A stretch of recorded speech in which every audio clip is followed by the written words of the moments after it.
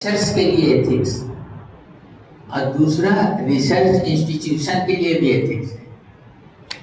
तो एक रिसर्चर को किस किन बातों पर ध्यान देना चाहिए, तो उनको अपना काम ईमानदारी से करना चाहिए। जैसे मान लीजिए कि आपको एक्स विलेज में 50 लोगों का इंटरव्यू करना है, तो हम रिसर्च प्रोजेक्ट में भी रिसर्च असिस्टेंट के रूप में काम किए हैं। तो रिसर्च असिस्टेंट लोग जाते थे 20 आदमी से पूछ के 50 आदमी का भर रहे हैं, तो it was kind of dishonest. तो लेकिन मेरी वो आदत नहीं थी, इसलिए मैं सीख पाया। ऑनेस्टी मेंटेन कीजिए, इम्पार्शियलिटी मेंटेन कीजिए। किसी विचार, किसी व्यक्ति या किसी शासन व्यवस्था के प्रति पूर्वाग्रह नहीं होना चाहिए, और आप में भी गलती हो सकती है, इसको एक्सेप्ट करने की क्षमता भी चाहिए। आपका फैलेबिलिटी जो है उसको आप एक्सेप्ट कर सकें। ह्यूमन डिग्निटी के प्रति रिस्पेक्ट होना चाहिए, और ऐसे रिसर्च का टॉपिक ढूंढना चाहिए जो किसी प्रकार का किसी सामाजिक वर्ग पर सफरिंग्स इन्फ्लिक्ट नहीं करता, यानी कष्ट नहीं पहुंचाता हो या उनके लिए अरुचिकर नहीं हो। और जो सबसे इम्पोर्टेंट है, जिसके शिकार हम लोग रहे हैं, वो है प्लेजियरिज्म, साहित्य चोरी।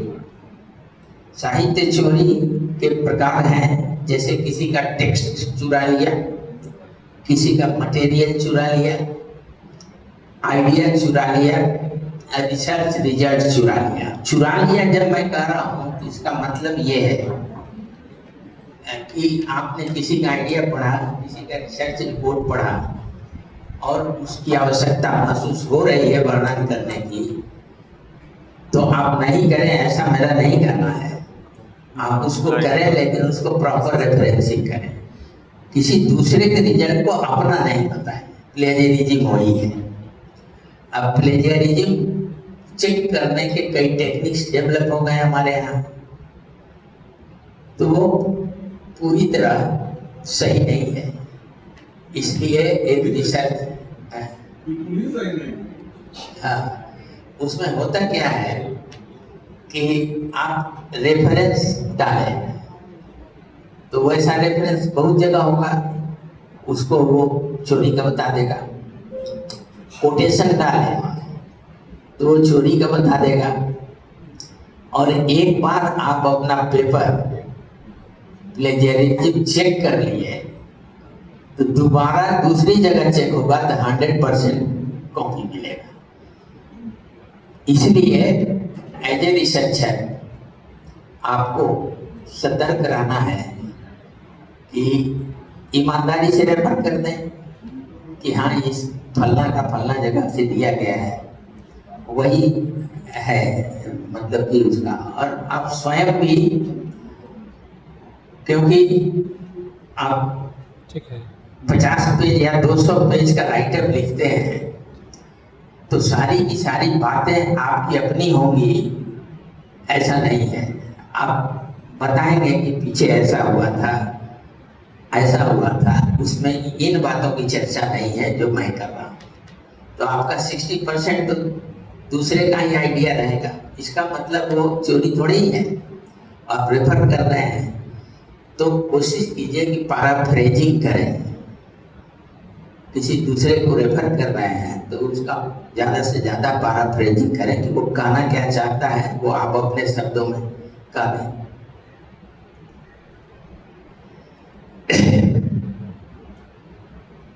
और उसमें एक ये भी है कि फंडिंग एजेंसी को एक्नॉलेज करें। जैसे मान लीजिए कि आप ICSSR फेलो हैं, या कहीं से उस रिसर्च के लिए आपको फंड मिला है, तो उसको आप जरूर एक्नॉलेज कीजिए कि ये स्टडी फलना जगह पे वित्तीय स्रोत या प्रशासनिक सहायता से हो रहा है। हाँ बोलिए ना। अब इंस्टीट्यूशंस के जो हेड्स हैं, जी हम मैडम बैठी कुछ देर हुई में हैं, बात करते हैं आपसे, कुछ देर में। डायरेक्टर है, सर भी चेयरमैन है, तो उन लोगों के लिए भी कुछ रिसर्च एथिक्स है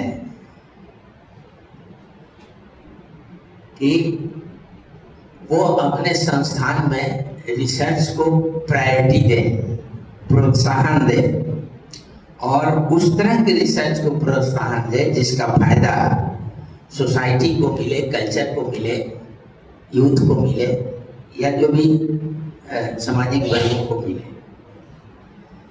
और उनके संस्था में जो रिसर्चर हैं वो फ्रीली रिसर्च कर सकें बिना किसी दबाव या प्रेजुडिस के, इसके अवसर देने चाहिए।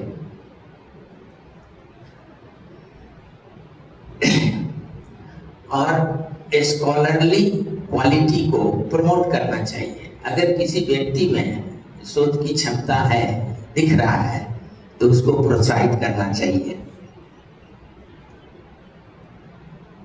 और गुड क्वालिटी रिसर्च को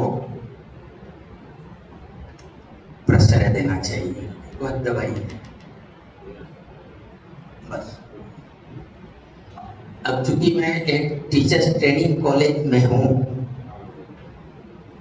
तो कुछ एरियाज पर हम लोग चर्चा कर लें कि एजुकेशन के फील्ड में कौन कौन से एरिया हैं जिस पर रिसर्च किया जा सकता है और वो महत्वपूर्ण रहेगा।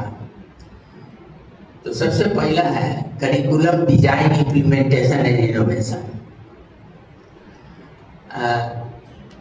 क्योंकि जितने सिलेबस बनते हैं, करिकुलम बनते हैं, वो सभी शिक्षकों द्वारा ही तैयार किए जाते हैं। तो उस एरिया में भी आप रिसर्च कर सकते हैं। आप लोगों में से कितने लोग हैं यहाँ उपस्थित जो ये बता सकें कि करिकुलम और सिलेबस में क्या डिफरेंस है? हम लोग बोलिए।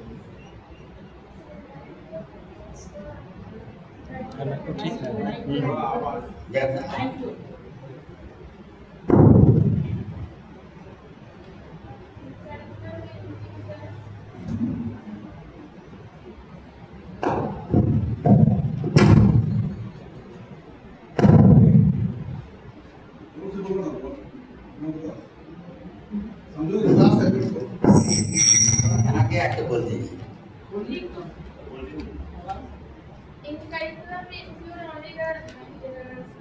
In curriculum, we include the curricular and extracurricular activities. Within syllabus, we include only the curricular activities only.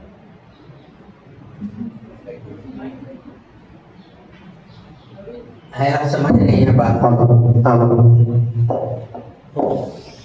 अच्छा, एक बार हम क्या बोल रहे थे?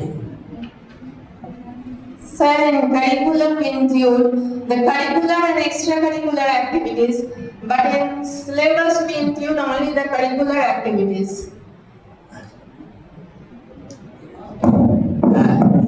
You are करिकुलम में आ गया कि कोई भी डिजाइन कर रहे हैं तो उसमें क्या होना चाहिए, कैसे होना चाहिए, उसके लिए मेथड क्या होंगे, स्किल क्या होंगे, ड्यूरेशन क्या होंगे, क्या क्या करवाया जा सकता है। और सिलेबस हो गया कि उस करिकुलम को जो हम डिजाइन किए तो उसमें क्या क्या कंटेंट हम डालेंगे उसमें। ठीक है, बढ़िया। आप लोग समझ रहे हैं, लेकिन थोड़ा सा करिकुलम में होता है कि वो ये बताता है कि सर हो गया, मुझे बोल लेने दीजिए, मेरी कुछ गलती होगी तो सुधार दीजिए।